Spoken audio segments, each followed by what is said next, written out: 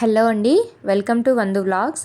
ఈరోజు మనం వీడియోలో క్యాప్సికమ్ టమాటో గ్రేవీ కర్రీ ఎలా చేసుకోవాలో చూద్దాము. చాలా క్విక్గా అయిపోయే రెసిపీ అండి. మీకు టైం లేనప్పుడు చేసుకోండి, చాలా రుచిగా అలాగే చాలా బాగుంటుంది. ఇది రైస్లోకైనా, రోటీస్లోకైనా, చపాతీలోకైనా చాలా టేస్టీగా ఉంటుంది.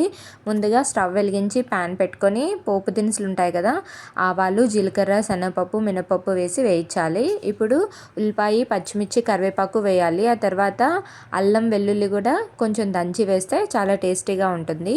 ఇలా ఇవి ఎర్రగా వేగేటప్పుడు మనం ఒక 3 to 4 వరకు క్యాప్సికమ్ని చిన్న చిన్న ముక్కలుగా కట్ చేసుకొని క్లీన్ చేసేసి ఈ వేగుతున్న తాలింపులో వేసేయాలి. బాగా కలుపుకొని కొంచెం సాల్ట్ అలాగే పసుపు వేసి బాగా వేయించాలి.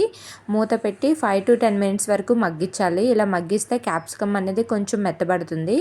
ఇలా బాగా మెత్తబడిన తర్వాత ఒకసారి మూత తీసి బాగా కలుపుకొని ఒకటి లేదా రెండు టమాటాలు ఉంటాయి కదా, అవి చిన్న ముక్కలుగా కట్ చేసుకొని ఇందులో వేసేసి మళ్ళీ ఒకసారి కలిపి మూత పెట్టి ఒక 5 minutes వరకు వేయించాలి. ఇలా వేయిస్తే టమాటాలు అనేవి మెత్తబడతాయి. చూస్తున్నారు కదా వీడియోలో, ఇలా చూస్తున్న విధంగా మెత్తబడిన తర్వాత నేను ఇంట్లో ప్రిపేర్ చేసుకున్న కారపొడి వేసానండి.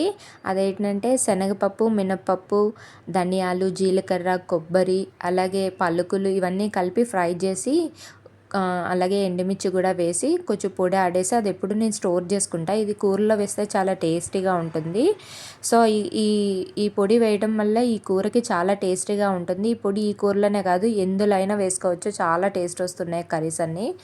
ఇలా చింతపండు రసం కూడా, ఉప్పు, కారం ఈ పొడి వేసి బాగా వేయిస్తే కూర అనేది చాలా టేస్టీగా ఉంటుంది. ఒకసారి డెఫినెట్లీ ట్రై చేయండి. Thank you. Subscribe my channel.